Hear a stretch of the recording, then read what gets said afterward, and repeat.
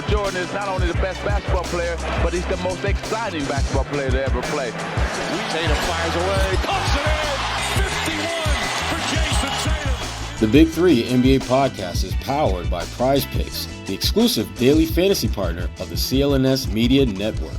Hello, folks. Welcome to another edition of the Big Three NBA podcast. I'm Sherrod Blakely, joined by the one and only Bobby Manning of CLNS Media Network. Hey, Bobby, what's going on, my friend? What's going on? Time for a long road trip. We're going to have some late night shows here, Sherrod. It's that time of the year. Yes. So get your sleep in early, folks, because we are going to be burning the midnight oil, that's for sure, in the coming weekdays, without doubt. As Bobby alluded to, the Celtics are preparing for a long West Coast trip, 6 games, in fact, and it starts in Utah. But before we get into the trip, let's talk about the guy that has a lot of folks tripping about where did this guy come from? And we're talking about Baylor Scheierman. In the last game against Brooklyn, Baylor came off the bench, had 20 points against the Brooklyn Nets in the Celtics victory. Baylor, the 30th pick in last June's NBA draft, put up big numbers, made shots, did a lot of things that got a lot of people buzzing. And Bobby, just, you've followed him a little bit closer than most people have. What were just your initial thoughts of him having that breakout game against Brooklyn?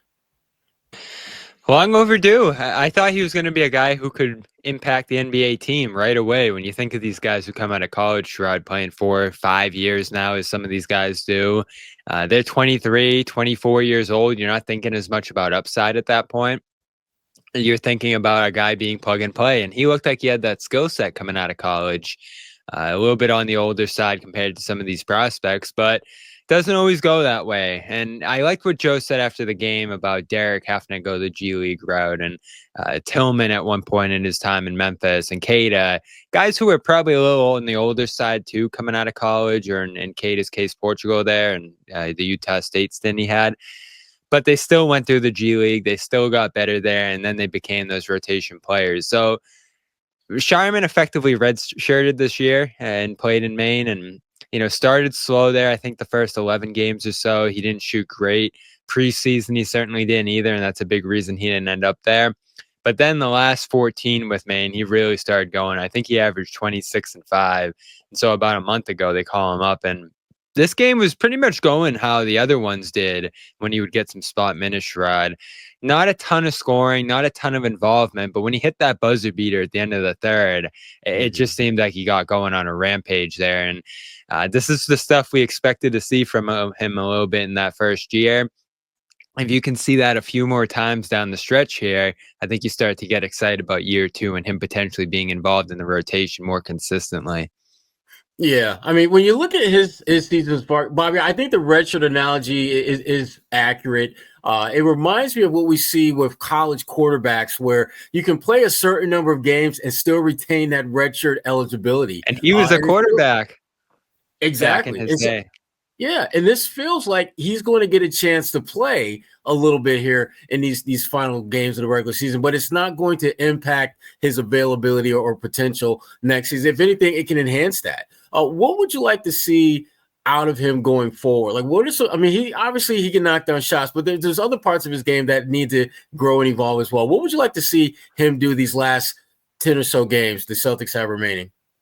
I want to see him hold his own defensively, and that was the only question I and others had in him coming out of Creighton there is, can he defend at this level? Can he switch? Can he defend multiple positions? And at 6'6" with the long wingspan, it looks like he's capable of it, but athletically, speed-wise, that's what they want him to work on down in Maine. And even they worked him out in the 2022 draft when he was coming out of South Dakota State, I believe it was. And they're like, you got to go back. You got to get stronger. And he did that this year as well.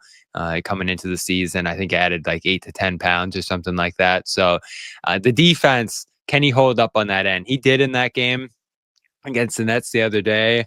I looked up the numbers this year, and these aren't always the most accurate, especially for a guy who hasn't played a ton, but 41% opponents are shooting against him, which is pretty good. And ranks pretty high on the team overall. About 6 shots a game he's defending. So that looks solid. I know Missoula had a lot of praise for his defense after the game as much as the scoring. And that's what's going to take. I think these guys on the back end of the bench, Sherrod, whether it's Keita, whether it's Walsh, some of the guys who aren't playing as much. So the big thing I think they're looking at for those guys is, can you defend your position? Can you do your job on that side of the floor? And the fact that Scheierman's starting to play more consistently now, he played in that Saturday game at Brooklyn as well, I think speaks to his readiness and his progress on that defensive side of the floor, communicating, knowing what they want to do. And the big thing with them, Sherrod, just talking to coaches and players and stuff about their system, is they want guys who are ready to adjust on the fly, because they'll change what they're doing defensively, possession to possession. And these guys have to keep up. And it's a challenge for some of the newer guys. Absolutely. And the one thing that, watching him play that I think kind of jumps out is he's a guy that is a willing defender. And by that, I simply mean he's not necessarily looking to lock people up. He's not trying to block shots and go for steals. He's trying to be a positional defender. One of these days, he's going to draw a charge. Because he damn sure trying to. He damn sure is doing everything he can to draw a charge. And you touched on his defense. What do you think he needs to do to become a more consistent defender? Because I think the effort is there, but what do you think has to happen from just a positional standpoint for him to be better at that end of the floor? Yeah, you see the increased strength. I think that's probably going to be his job, is defending some of the stronger guys, the guys who are going to try to body him physically, because the quicker guys, the guards, it's not going to work. I just don't think he's quick enough. I don't think he has that kind of lateral movement. Maybe that develops over time. I mean, you look at what Hauser developed, where he started compared to where he is now. Being able to switch and guard all the positions is day and night. And that took a long time, multiple seasons in Maine, and, just working his way up that Celtics rotation. So I don't think he's going to get there overnight, but he does have similar size. He does have a similar wingspan. So I do think there's some hope for him to evolve at that end. But I think it's probably going to come down, Sherrod, to them having to hide him a little bit. And you see the teams do it. He did it with Hero and Robinson, when they started in their careers, and all kinds of teams, Austin Reeves in LA, they try to hide these guys on weaker offensive players, try to switch out of bad matchups. I think that's ultimately what it's going to have to be for Scheierman, because I don't see him ever evolving into being this forceful stopper on that end. I'm not going to, completely count that out, but I just think it's unlikely. I mean, one of the things I looked at for him coming out of the draft is a staggeringly low number of blocks for him. Not that you expect him to be this major shot blocker, but he didn't have many block shots in college at all. And it certainly isn't a guy who's going to lock people down one-on-one. So I think you're just going to have to live with some of his limitations, try to bring him along in the team concept. I think that's something they do well, Sherrod, is defend in a team system rather than just leaving guys on an island a lot of the time. You have the centers behind him. You can take more risk. And again, you can hide him in spots. So I think that's what it's going to take for him to be successful. Yeah. Want us to play a little game, Bobby. A little game I like to call Fill the Lane. We're playing Baylor style, fill the lane. And here's real simple. I make a statement and there's a blank in it, and you got to fill in the blank. Baylor Scheierman will blank the Celtics rotation on this West Coast trip. Ooh. Make it in every game. I think he's going to play every game on this trip. You're going to be resting Tatum. You're going to be resting Brown. You're going to be resting White, Holiday. I think all of those guys are going to rest in certain spots on this trip. You have a back-to-back against Sacramento and Portland this weekend. So, yeah, I think he'll play every game on this trip. I'm going to go with Baylor Scheierman will not be in the Celtics rotation for every game. Wow.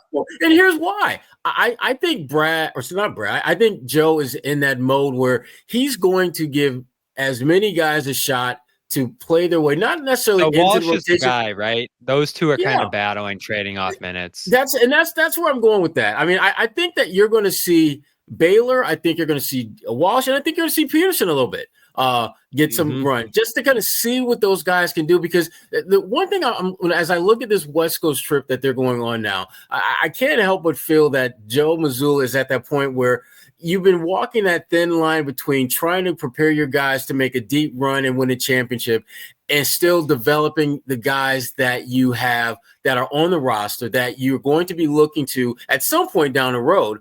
but what can we do to prepare them in case of an emergency?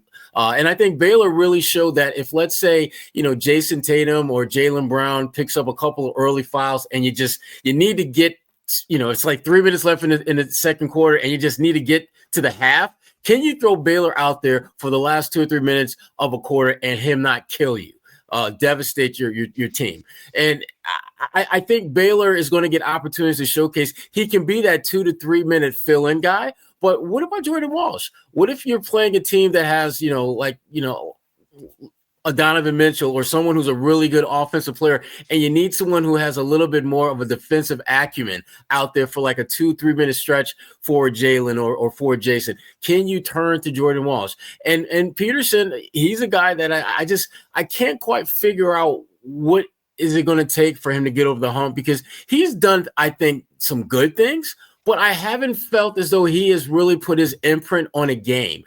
Baylor, the other night, we saw him knock down shots. Jordan, we've seen him play pretty good defense and show flashes of being kind of a 3-and-D guy. Peterson has kind of been somewhere on that spectrum, but never at the positive end of that spectrum. So I'm wondering, about how this West Coast trip is going to impact, him, not only in terms of what is happening with this season, but also just what is happening as far as his future with the Celtics. Because clearly, they're looking to develop these guys and give them some opportunities, but it's up to these guys to make the most of them. Yeah, and with 13 games left now, you are getting to the point where it's like, all right, who's going to make that final roster spot? And the thought I have there is that it will be Peterson, given the opportunities that they've given to him at the NBA level, given how often he's been around the NBA team at this point. And you just can't imagine it going to Davison, who hasn't had many NBA opportunities, or Miles Norris, who just came in the door and probably is starting his development track right now. So I think Peterson probably has the edge there. I think it's good reason to see him down the stretch here, use the two-way games that you have left with him before you probably sign him on like the last day of the year, so you take the smallest possible cap hit there. But I don't expect to see him in the playoffs. I don't expect to see Walsh. I don't expect to see Scheierman unless something goes very wrong. I think you're still probably going to see Torrey Craig before you see any of those guys. And they're only using him selectively right now. Definitely on the nights where guys are out or they have multiple rotation spots they need to fill there. And I think that's where they're at as a team right now, is if they're fully healthy, it's going to be the 5 starters: Horford, Hauser, Pritchard, and Cornette. A little bit of Cornette, Sherrod. But otherwise, you're looking at those guys taking a seat. And if they really need a smaller lineup, if they really need a couple extra wing minutes, I think they'll go to Craig. And if you remember Craig's role, and I think it was that Phoenix team or the Bucks team, that he was on both teams that year. They both went to the finals. He would play like 4 or 5 minutes in some of those playoff games. And Joe keeps talking about that, right? Like, he's winning those 4 to 5 minutes we're playing him. And I think he really likes seeing out of Craig, and he's knocking down his shots too here. So it hasn't been amazing stuff from Torrey to this point, and there haven't been many opportunities for him. But as a veteran and as a guy who's really trying to hear Mazzulla out and all the things he wants him to do, I think he has a level of trust that these younger guys on the roster don't have from Mazzulla right now. Yeah, and we've seen in Joe's time as the Celtics head coach, it is not a given that he is going to trust you. Gaining his trust is not, particularly for the young guys. And I was just curious, Bobby. I mean, Joe has done some interesting things with some of those ended bench guys. But overall, how do you think he's utilized that stay ready crew this season, and particularly as we hit this finals home stretch of the regular season? How do you think he's done with those guys? Not as well as last year. I think they're starting to come around a little bit. Like that game on Tuesday, it felt like they were going to lose it for a while there, and then going down to Scheierman and getting that kind of productivity out of him to steal a win. And he really did tilt that game on his own there. That's the kind of stuff they did more consistently last year. I felt like, you remember what O'Shea did for that team. Right. You remember what Shvi Mihailuk did when they were down multiple guys who shot well that year. And they just had a more reliable depth bench, even when you think of the difference between what Tillman gave them last year and what he's given them this year, which has really been nothing. Mm-hmm. So I think when you look at that group this year, they've been limited. They've not played often, which I think you have to consider here as well, that they haven't had many opportunities to impact the team at that level there. But if you are going to just pick 1 or 2 guys, like I think the way they used Keita early in the season, is probably or was probably more impactful than the way they used any of the deep bench guys last year. So that was a real success. It's bumming me out that he's going the other way now, and it seems like he's regressing a little bit recently. But he helped them get by without Porzingis early in the season for those first 17 games, started 3-4 games. I thought he was awesome in the early portion of the season there. And then you think of Pritchard's evolution, probably stepping up beyond that stay ready group into something greater. So I think it depends how you look at it here. On the whole, I feel like until the last 2 weeks here, they haven't gotten a ton out of that group. But if you roll through this final stretch here, get some quality rests, discover some things that you didn't realize you had that maybe you could use later, that could change that conversation a little bit. But again, Sherrod, it kind of relates to the conversation we've had a couple of times recently of, was last year better or is this year better? And it's close. You even look at the records to these points, they're pretty close. But last year was just a little bit better, I think you can say, to this point. And even given what they did in the playoffs, like you have to top a championship, which is a high bar to reach to be better than last year. So I don't think that's unfair to say.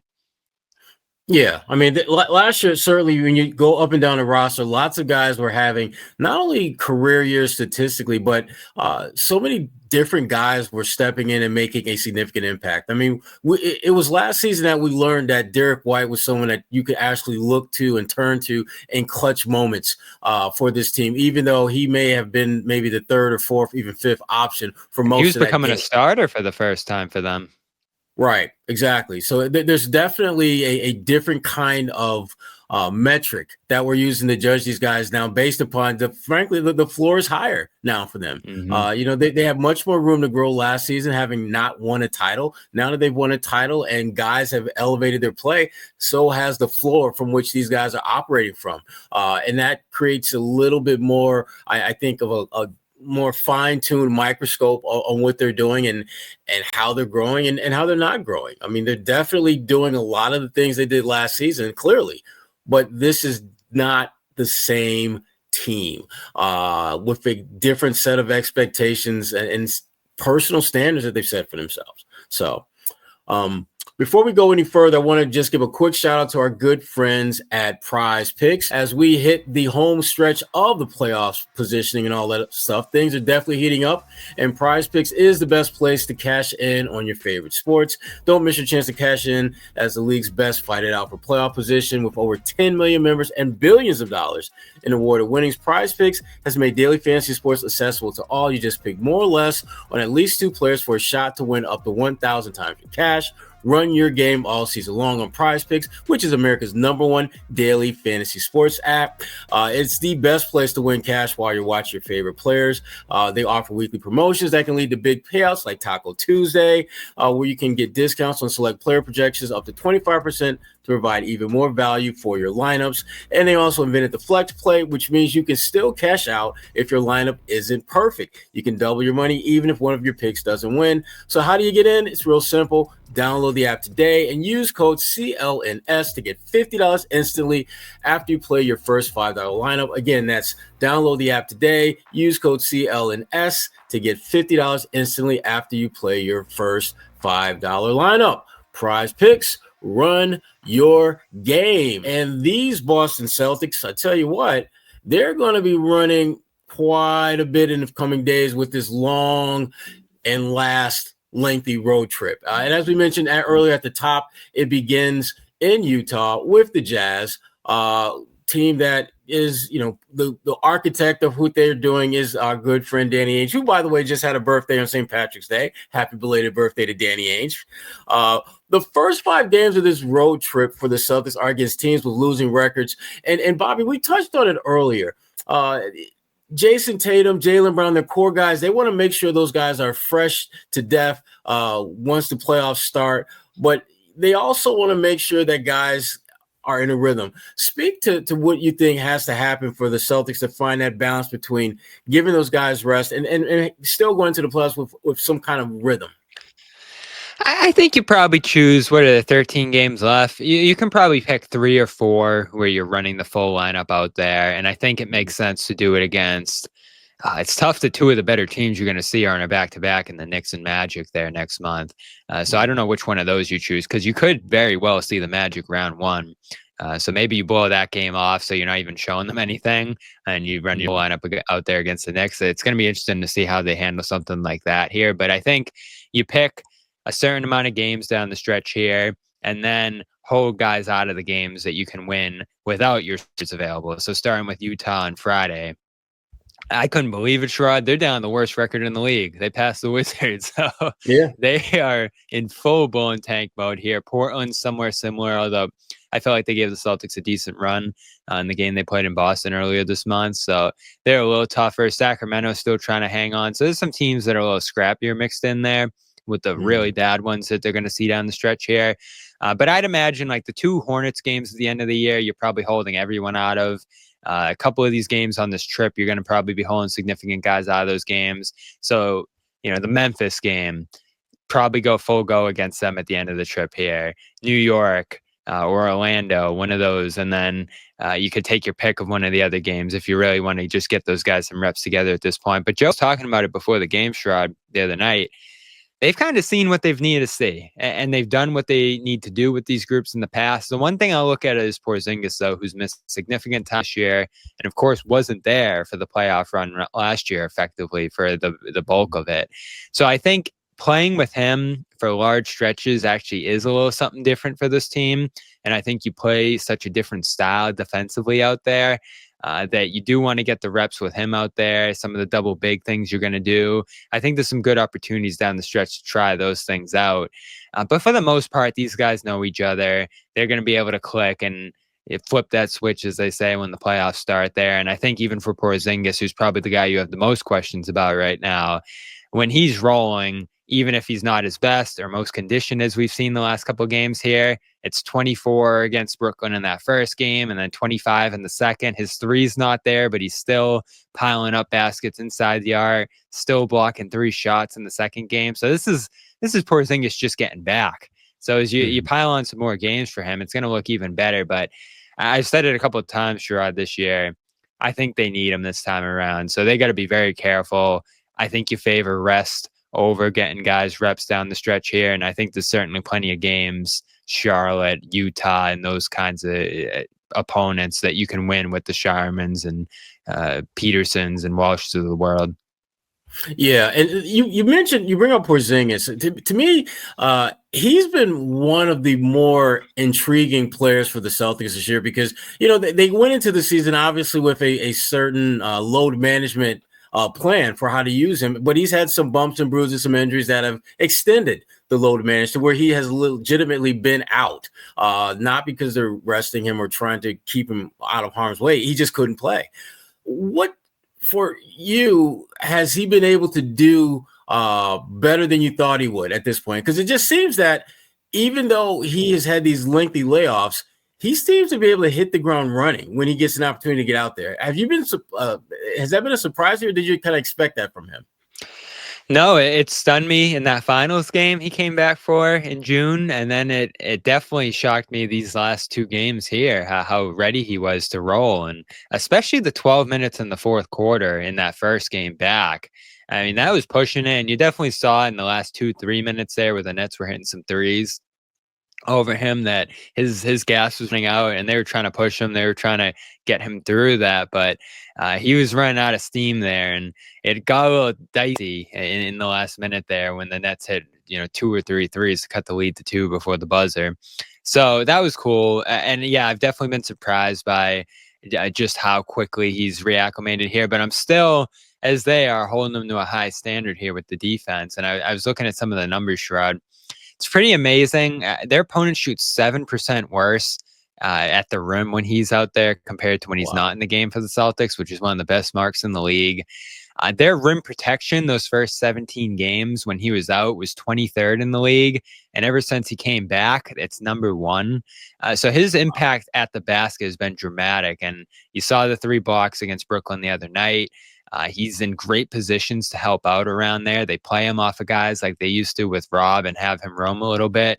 So there's some really dynamic stuff defensively that they've been able to do with him out there. But they are ignoring the 3-point line a little bit when he's playing on that end. So I'm interested to see what the balance is going to be, because even though their opponents are 7 points worse at the rim with him out there this year, they're 3 points better from three, which is a significant number there in the other direction. So, Al can get out there and switch. Al's been able to stop those 3-pointers this year.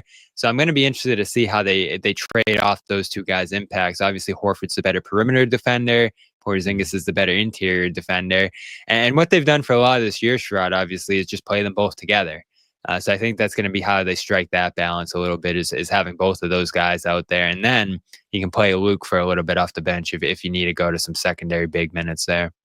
Right, absolutely. And when you look at, and we talked about it earlier about pretty much we know who's going to log the bulk of the minutes that are allocated. We know that. But is there a player or two that you think could benefit from a strong West Coast trip that maybe could use a little bit of a confidence booster right about now among the guys that are likely to play for the Celtics come playoff time?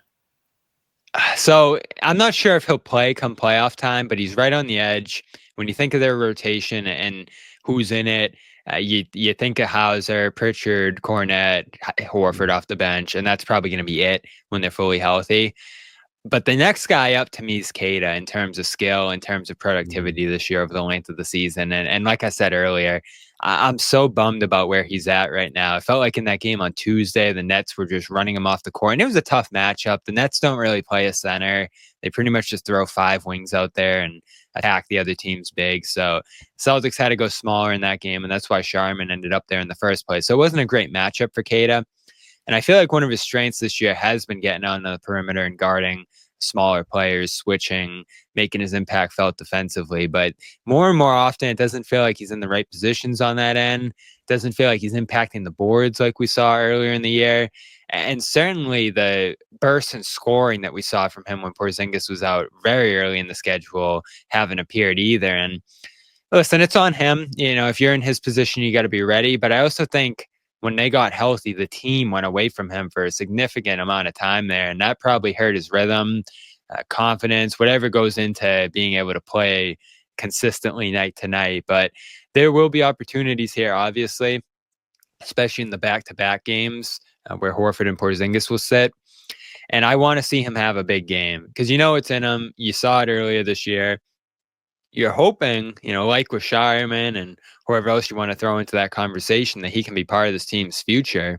And they obviously signed him to a 3-year deal over the offseason. And you just got so excited about him earlier this year. And now, more often than not, even the fans are turning on him, Sherrod, as we've talked about in the post-game shows. And they loved him earlier in the year. So I want to see him have a huge trip.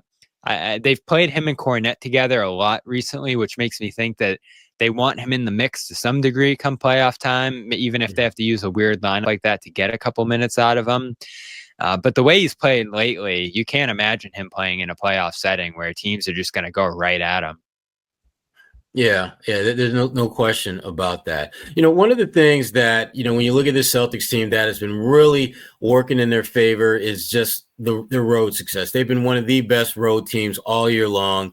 And certainly that it's a big part of why the Celtics are once again among the top teams in the NBA. But come playoff time, does it really matter if you're a really good road team, Bobby? And what's your take on the Celtics and just that particular part of their game, the ability to win on the road? How big of a role do you think that's going to play in their postseason success this year? A critical one, because you have to think that if Cleveland gets to these finals, they're going to be on the road in that series. The finals, you're probably going to be on the road if you play Oklahoma City. And I think that's going to end up happening, both of those series. So they're going to need to open up both those series with a win on the road. And even you look at a round 2 series against New York, which people probably aren't too worried about. But that's a real deal road environment there. And I know guys embrace it and step up to the highest. When they're at MSG, it almost brings the best out of the visiting crowds or visiting teams sometimes, certainly the Celtics this year and recent years. But it is also a daunting road environment where it's not going to be all Celtics fans like there are in quite a few of these cities, Sherrod, as you watch games on the road during the year. And I think that's been a big reason that they've been so successful away from home this year. Is so many of these environments have just been all Celtics fans. And there's no real vitriol from the crowd in those spots. But New York, there will be. You lose one of those games at home at the start of that series because obviously Boston will have home court in that one. Then all of a sudden you have to go to MSG and take those 2 games. Then, of course, in Cleveland, you could potentially be playing a game 7 on the road. Same with Oklahoma City there. So I do think that's going to come into play. And their success has made me feel good about their ability to do that, Sherrod, this year. That's why I do have them back in the finals, even though the Cavs have obviously emerged as a daunting opponent here. Absolutely. And, with the Celtics embarking on this 6-game road trip, certainly there are going to be many opportunities for Celtics fans to check out these guys. And, before we go any further, one of the ways that fans can actually do that is use the Game Time app. Game Time app has you covered with great ticket prices on all types of sporting events, as well as concerts. Certainly when I'm thinking about, going to a Game Time is the first place I go to. And again, this 6-game road trip is a great example of where there are plenty of opportunities for Celtics fans who don't live in the New England area to check out their favorite green team. Lots of opportunities for them to do that. And one of the really cool things about the Game Time app, I've always enjoyed about it, is just the all-in pricing. Shows you the total price before you get to the checkout, which is super important when you're trying to save a little bit of money. And you get a panoramic view of the seats that you choose before you actually buy them. And that takes a lot of the guesswork out of wondering whether the sight line that you're buying a ticket for is a good one or not. So if you want to get in, all you have to do is download the Game Time app, create an account, and use the code CLNS for $20 off your first purchase. Terms apply. That's download the app, create an account, and use the code CLNS for $20 off. Terms apply. What time is it? Game time. And as we move along, I want us to take a little bit of a trip around the NBA. I want to play a game I like to call 3-Team Weave. Are you ready, Bobby? Got the game, Sherrod. Yes, I'm ready. You know it, man. This is what we're going to do. As we know, there are some teams that began the season with thoughts, visions, hopes, and dreams of being a deep playoff playing team. And what happened? They turned out to be pathetic. End of the line. Teams that have one shot, and it's called no shot at getting into any type of deep playoff run whatsoever. So, Bobby, I got 3 teams for you. I've got the Dallas Mavericks, I got the Philadelphia 76ers, and I've got the Phoenix Suns. I need you to rank them from worst to woeful and getting out of the basketball purgatory that they now call home. Who is the worst? Who is the next worst? And who is just woeful? Not worse, but woeful. So in terms of getting out of where they are now and winning going forward? Yeah. Okay. So the worst is Philly, and Embiid's the reason, because we're at a point now with him, and I don't even know what the recovery plan is for this injury he's dealing with, or injuries. I'm sure there's multiple things going on here. I don't think they even know what the path forward is going to look like yet. So you're looking at him right now and saying, is his career in jeopardy? And when that happens, everything's off there. And I know they're tanking, and who knows, they could get Cooper Flag. So I think that is something you have to factor into this, is that they could get a top end prospect here. But even if they do that, Embiid's uncertainty, George's decline this year, and I know he's going to get some treatment here that's hopefully going to set him up for a bounce back season next year. But those guys are at a point in their careers and an age where you're just like, ooh, it's probably not going to get better at this point. So they're heading in the wrong direction. Maxey, you love what he does there, but that's not enough to counteract what's gone wrong there either. And then you said Dallas and Phoenix? Yeah. So Phoenix, I think trading Durant, and that's what I think they're going to do this summer, does give them a little bit of a bailout option. And I'll put them second in here, because when you're trading Durant and when you're stuck with Bradley Beal, you're not in a good position. But let's say they go get Jalen Green from Houston and another piece there and all their draft picks back, and they can spin another trade and just shuffle their roster around a little bit around Devin Booker, who's still one of the better players in the league. I think that's a better position than Philadelphia is in, where you don't even know if your 2 best players are going to be any level of productive going forward into the future. So I put them second. And then this has been my stance, Sherrod, since we talked about the Luka trade, and I know it's all gone to hell this year for them. But you're going into next year, if you're Dallas, with Kyrie Irving, who will probably miss some amount of next year, and the ACL tear. You hate to see that for a guy who's had so many injuries. So there's some questions there for sure. but I like his ability to bounce back whenever he does return. I love Anthony Davis, and I still believe in him. And now they have nothing to play for, so he doesn't have to push his way back and try to return this season. He can fully heal and be ready to go next year. And then, Clay, I thought did some good things this year for them. And I thought Jason Kidd, after the Luka trade, held things together decently there until everyone got hurt. You have Derek Lively. You have Daniel Gafford. All these pieces, PJ Washington, that brought them in the finals last year. Look, I can't defend the Luka trade, and it's an abomination still in many ways, but that team still has a lot to feel good about, I think, going into next year. Obviously, this year, things are completely off the table, but like Philadelphia, maybe you get lucky in the lottery here, and all of a sudden you either have a cornerstone new young player joining this mix or a guy that you can trade for another impact veteran there. And that's the thing, Sherrod. You look at the lottery, depending on what way it goes, it could get really interesting for one of these teams. Like, I'm already starting to imagine a world where Brooklyn wins this lottery, gets Cooper Flag, and if Giannis isn't feeling too satisfied about what's going on in Milwaukee this year, all of a sudden Brooklyn can go out and offer Cooper Flag for Giannis as a starting point in those talks. So I think things get really interesting depending on how this draft lottery shakes out, because all of a sudden Dallas is going to be in this thing. Philly is going to be in this thing if they stay in that top 5 there. Teams we just never imagined being in play for the number 1 pick could get it here. And of course, who won the lottery last year, Sherrod? It was Atlanta, who was a play-in team. So it's not always one of these worst teams. Think of New Orleans, too, who everyone thought was going to be good this year. You could be pairing Zion and all those other pieces they have there with Cooper Flag, and all of a sudden you feel differently about them. So, yeah, I'm going to stack up that list as Philly in the worst spot. Again, they could be giving their pick to Oklahoma if things go wrong because of that Al Horford trade a couple of years ago. Phoenix second, and then Dallas third. Yeah, that's a good ranking. That's kind of how I saw it. And I tell you right now, if the Dallas Mavericks somehow manage to wind up winning the flag, you better believe the conspiracy theorists will be out in full force thinking, "Aha, we got you. This is how this works.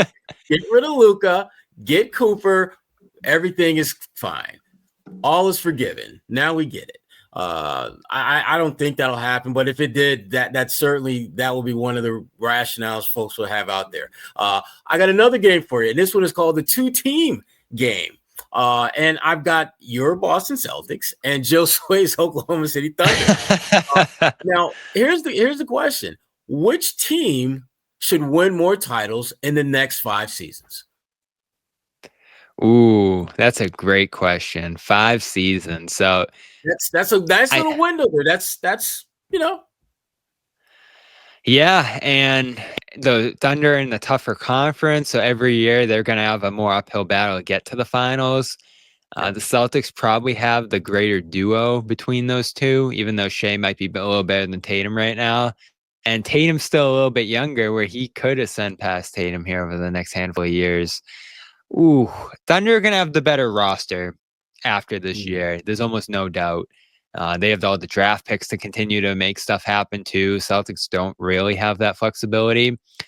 So I'm thinking that the Celtics, it's this year or probably not for the next 4, I'd say, in terms of their window here. And they'll still have the chance to contend there, but their roster is going to deteriorate a little faster than Oklahoma. So even though I feel better about Boston's top 2 players that they're going to continue to build around here into the future, you're already starting to see a little bit of a drop-off from some of the other veterans here, and you don't know what this team's going to look like even next year with the salary commitments that they have. So 5 years, ooh, I am going to go Oklahoma City.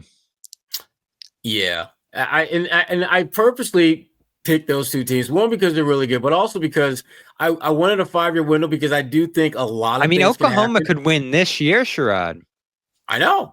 Never mind I don't think they will, but they could. I'm gonna go with Boston, and here's why. I'm gonna go with Boston because I absolutely am chips all in on Brad Stevens figuring it out. I was just gonna say the one thing you'd say there is Brad's a little bolder. Yes. And Presti's a little more careful.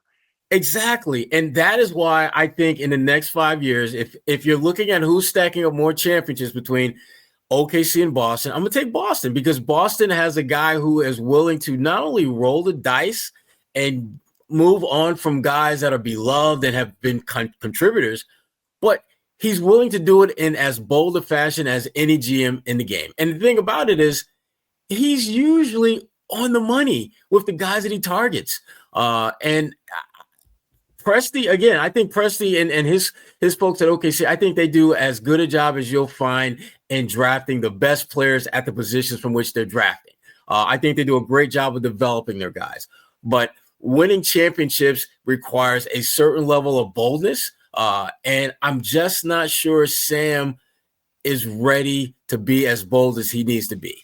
When you talk about boldness, the question you have if you're Boston is, are you going to if you're going to break up the team after this year? And I heard Mannix on the radio today talking about if they don't win the championship, this new ownership group might force a breakup of some kind here, given that they owe $500 million in salary and tax going into next year. So are you giving up a Holiday and not bringing much back? You're just trying to get off the money. Are you giving up a Porzingis and not bringing up much back because you're trying to get off the money there? The guy, and I'm not advocating for this, but you have to consider everything, Sherrod. Could you get a massive haul for Jalen and build around Jason at that point? I don't think they're going to do it.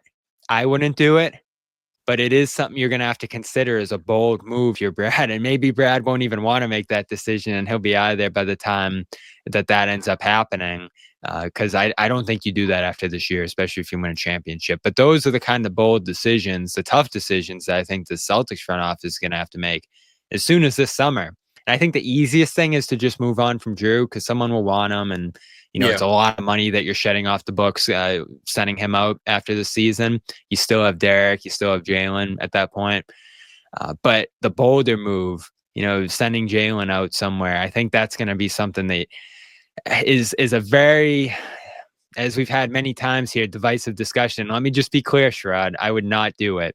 But those are the kind of tough decisions that the Celtics are going to have to debate. Yeah, you're right. And I'm with you in the same camp. I wouldn't do it because a guy that is that good, a guy that has embraced being the other, and yet still shows up to be the main guy when it matters most, NBA Finals. And he's still only 28, right? Yeah. He hasn't even hit his peak yet, really. He's pretty close to it, but he's not quite there yet. I am not letting him out of my grasp until I absolutely have to. If Jalen says he wants to leave, I think that's how Brad feels. Yeah. And then that's a different conversation. But as long as he seems to be okay and content with the role that he plays with the team, and as long as we keep winning, if I'm Brad Stevens, I'm not entertaining that at all. No. But it's a great question that I think we'll be talking a lot more about in the coming weeks and months as we, look ahead to the next season. But before we can get to the next season, we got to get through this one. Got to get Banner. These guys have to get Banner 19, and then we can talk about. They know. Yeah, when you start to think about all the money stuff and the ownership change, and remember going into camp, Sherrod, they got all those questions and just kind of like, I don't know what to say about that because they're the players, they're the coaches, they don't think about that stuff.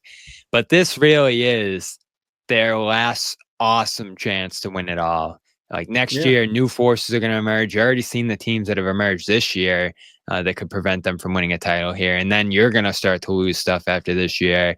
So this is it. They're looking healthy. They're looking like the team we watched last year. I feel really good about them getting to the finals. And then who knows who they're going to play when they get there. But it's going to be a lot harder this time. I think there's no doubt about that, regardless of whether you feel good about them winning it all or you're a little more pessimistic. I think everyone can agree that this path is going to be much tougher. Even, looking at round one, Sherrod here, it's going to be Atlanta, who you're not too worried about, or Orlando, who you're not worried about, but it's going to make it work. Be a little bit of a rock fight, a little bit of a defensive battle against them. I think be a little more difficult of a series than you want to play in the first round. They're just such a scrappy team, and I do think that's who they're going to end up playing in round one here when the time comes.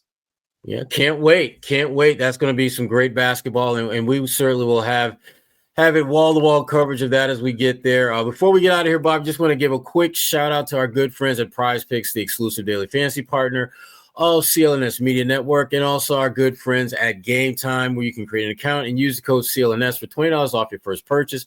Terms apply. Bobby, let the people know where they can find your content, which is all over the place. Yeah, CLNSmedia.com. Of course, every game, we're both live on the Garden Report after all these upcoming Celtics games on the West Coast here, and we will not be at many of them. So we'll have full shows after these games, full discussions of some late night Celtics action, and that's where some of the best discussions happen. We get people from different parts of the world, Sherrod, with those different times, and different parts of the country too. So I'm looking forward to these, even though they're not the best games. And then, of course, every Saturday, BostonSportsJournal.com, and occasionally over at CelticsBlog.com as well, and over on the Twitter machine at Real Bob Manning. Absolutely. Well, Bobby, again, thanks for your time. Much appreciated. And folks, definitely check out all the content Bobby's got coming, as well as this podcast, any other Big 3 NBA podcasts. Download is available at all your podcasting apps available. For Bobby Manning, this is Sherrod Blakely. Thanks for tuning in. We are out.